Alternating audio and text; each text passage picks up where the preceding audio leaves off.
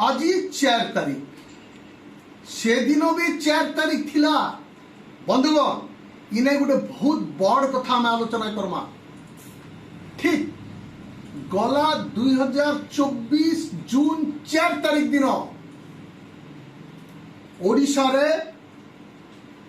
ओडिशार शासन गादी बीजेडी हटी थिला।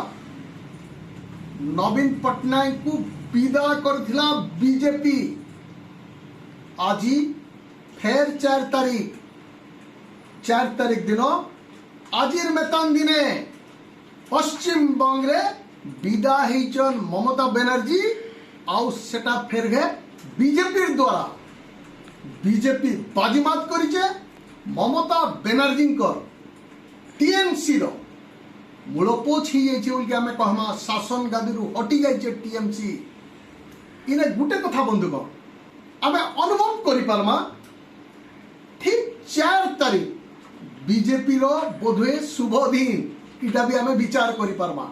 ठीक आजिर मेतान 4 तारीख दिन जेने पश्चिम बंगरे ममता हटुचन सेने सेतके बेलके 2024 रो जून 4 तारीख दिन सेते बेले नवीन हटुथले गोटे बड़ परिवर्तन आइसतिला। ठीक 4 तारीख दिन आपण माने आउ टिके मने पको जेते बेले ओडिशा के अख्तियार करबार लगी बीजेपी तर प्रचंड प्रचार आरंभ करतिला। सेते बेले तनार हितिला निर्वाचन मैदान आउ 24 वर्ष बीजेडी सरकार धूलिसात हो।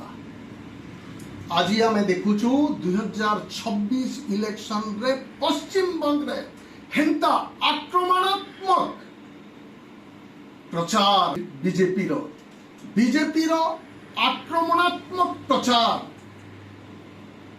धूलिसात कर देला ममतांकर गड़ के। जदि भी ममता आइछिन बिलबिले उठुच सेते बेले बीजेडी भी बिलबिले उठितिला।